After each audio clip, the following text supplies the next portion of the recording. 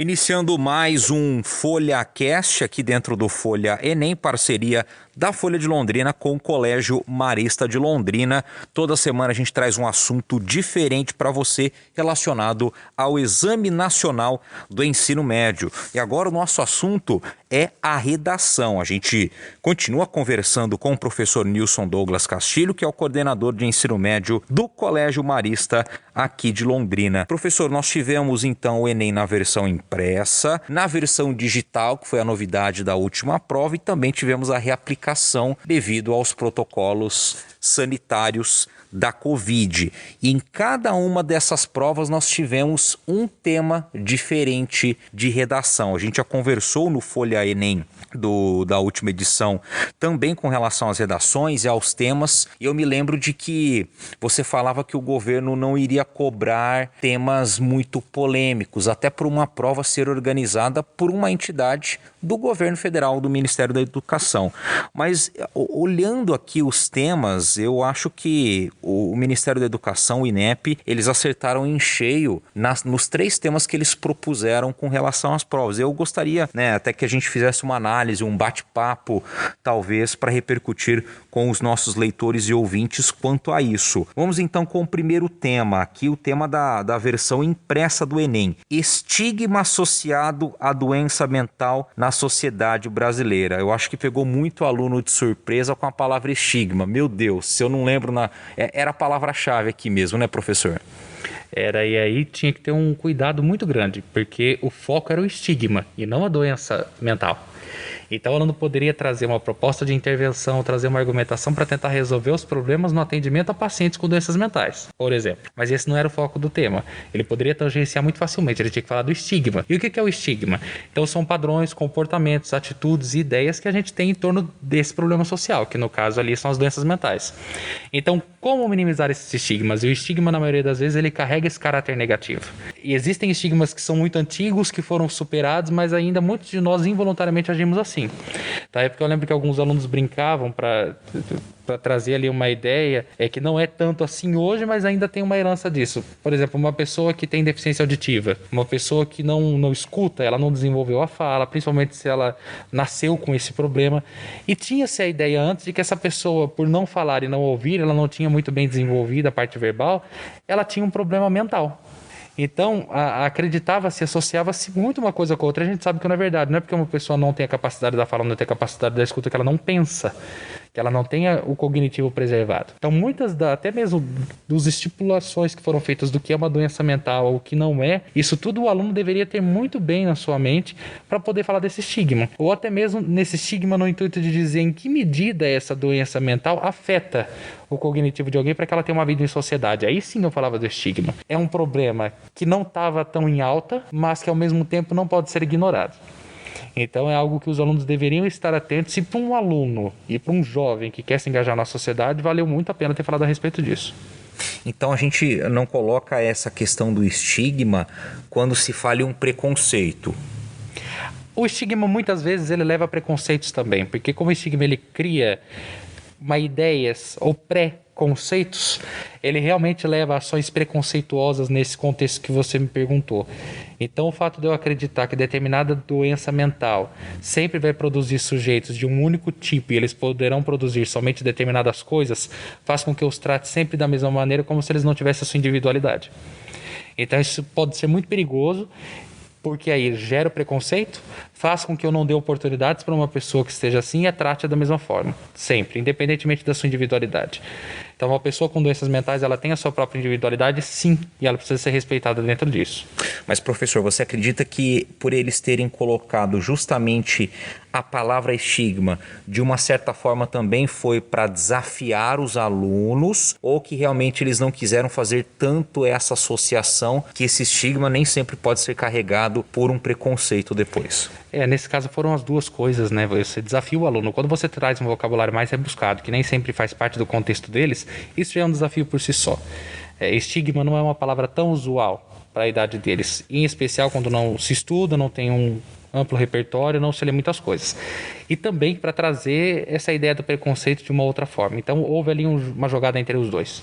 Porque se a gente fala preconceito, talvez o aluno já pudesse sacar ali toda a proposta do Enem, mas faltaria talvez um desafio, né? Porque já tem palavras que a gente acaba trazendo conosco ao longo da nossa vida, que a gente talvez saiba do que se trata, mas ainda não tem desenvolvido. Agora, talvez estigma era algo ainda não muito usual aos ouvidos dos alunos, como você disse, bem nessa questão da idade. Acho que foi até mesmo um tema da nossa primeira conversa, se eu não me engano, na questão da redação da UEL, né? O transgredir. Meu Deus, o que é transgredir e agora? Se eu não sei a parte do que a palavra significa, eu não consigo desenvolver o meu raciocínio. Isso mesmo. Nós tivemos aqui, então, na reaplicação do Enem, o tema falta de empatia nas relações sociais também da sociedade brasileira. Já empatia parece que foi uma palavra que todo mundo aprendeu no meio da pandemia, né, professor? A empatia foi a palavra do ano, né? Todo mundo falava isso. E o interessante é que, diferentemente do tema primeiro que a gente estava discutindo, esse tema ele é muito mais amplo. Então, ele fala da falta de empatia nas relações sociais de modo geral. Então, aí o aluno ele deveria tomar cuidado com o seguinte, não especificar demais, porque se especificasse demais, ficasse num tipo de relação social, ele poderia tangenciar. Ele poderia fazer um recorte desse tema. Então, ele deveria trazer de forma ampla essa questão das relações sociais, talvez elencando as mais importantes, falar de todas é impossível no texto, mas dizendo como poderia lidar com essa falta de empatia, as motivações dessa falta de empatia e até mesmo como propor uma intervenção. E é muito desafiador porque quando a gente fala de empatia nas relações sociais de modo muito amplo, a gente pode acabar caindo num erro ali sério que é da gente trazer uma proposta de intervenção que não tenha tanta profundidade lá no último parágrafo. Que fala de conscientização, cada um tem que ter uma ideia do que fazer. Quando a gente fala no nível muito pessoal, isso é difícil a gente mudar uma pessoa. Mas agora, de ações em conjuntas que impactam a sociedade, que poderiam trazer como um todo um benefício, isso sim seria uma proposta importante ali para esse tema que foi sugerido na reaplicação. Então nós temos aqui um contraste, né? Enquanto na versão da prova impressa está especificando que é o estigma associado à doença mental, que poderia ser de uma maneira geral, talvez os principais estigmas da nossa sociedade, aqui na reaplicação, então o foco já é diferente, nas relações humanas. Poderia falar do que eu quisesse. Exato, e é essa jogada que eu não tenho que ter, uma habilidade de leitura importante, quando eu estou restringindo um tema, quando eu estou tratando de modo mais contextualizado e mais amplo. Então, e a gente, eu não me lembro agora os dados de cabeça, professor, mas nós tivemos muitos alunos com fuga ao tema, né, que eles receberam nota 0 por causa disso. A gente pode atribuir a essa, não essa jogada, mas a maneira com que foi colocada os temas das redações? E aí, na verdade, não é, entre aspas, culpabilizar a prova. A prova estava dentro do que se esperava. Aí é realmente o zerar, foi falta de habilidade por parte do aluno. O aluno não tinha desenvolvido uma habilidade de leitura, foi falta de atenção ali, ou nervosismo, ou ele realmente não compreendeu o que foi pedido para ele. Então, o zerar a prova, ele revela ao aluno que não conseguiu compreender o que foi pedido. Ou pode ser aquele que não fez um texto argumentativo, que tem muito disso. O aluno só expôs o problema, expôs, não trouxe nenhum ponto de vista. Isso não é um texto argumentativo como se pede na prova do Enem. Essa falta de propor uma intervenção revela uma deficiência na questão de aprendizagem ou até mesmo de reflexão sobre o que está à nossa volta, professor? Revela, porque quando o Enem ele trabalha com um tema de redação que propõe um problema, para todo problema quer-se uma intervenção. Não é uma solução, mas uma forma de chegar até ele para tentar amenizá-lo. Então, se eu não trago essa intervenção, até vale 200 pontos dos 1000 pontos da redação. Você já perde 200 pontos automaticamente ao não fazer isso. Então, aí vai criando um acúmulo. Eu já começo com 1000. Não fiz a intervenção, perde 200 pontos. Não tem argumento, perde mais 200 pontos. Então, tudo isso são coisas que vão comprometendo na nota no resultado final. E nós tivemos aqui no Enem Digital o tema desafio de reduzir as desigualdades entre as regiões brasileiras. O Brasil é um país muito rico de diversidade, né? Culturalmente falando, em tudo, na questão da música, da gastronomia, do entretenimento, das belas artes. É um tema que talvez pode ter surpreendido de uma maneira que não se falava mais como foi em décadas anteriores, né, professor? Principalmente a migração de pessoas do norte, do nordeste para polos como São Paulo e Rio de Janeiro na questão do mercado de trabalho, talvez porque, querendo ou não, eu tenho essa visão, não sei qual que é a sua, mas o Brasil ele vem se globalizando todas as regiões, né? Para quem acha que o Mato Grosso do Sul é só fazenda, não é assim. País do Nordeste é seca, não tem nada a ver. São regiões que vêm crescendo e se tornando economicamente muito fortes. Foi uma maneira de resgate e você acredita também que, no fundo, um teste para entender como é que essa nova geração tem a percepção das realidades do nosso país? Ah, com certeza. Esses alunos eles têm mais possibilidade de conhecer essas outras regiões do país, até por conta do maior acesso à internet. Então, se a gente falava em Manaus, a gente achava que aquilo estava no meio da floresta. A gente não acha que, alguns anos atrás, muitos tinham essa ideia. Achava que aquilo ali estava no meio da floresta, que tinha bicho selvagem andando por ali. Não, mas existe um lugar urbanizado, uma cidade potente, uma economia forte. Quando a gente fala de Nordeste, não só do lugar, a gente fala das pessoas daquele lugar. Parece que sempre o nordestino é muito caricato.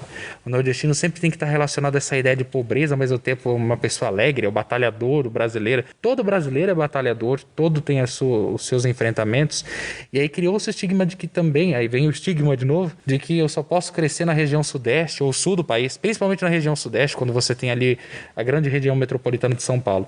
Então, os alunos, por terem mais acesso, isso consegue mostrar a percepção que a população tem sobre o lugar onde ela mora. E falar dessas desigualdades entre as regiões do Brasil ainda é uma forma de fazer com que essa geração agora pense em que medida ela vai perpetuar algumas coisas que prejudicam essa divisão, ou ela vai fazer coisas que possam quebrar essas barreiras e entender que, apesar de ser um país continental, ele é um único país só.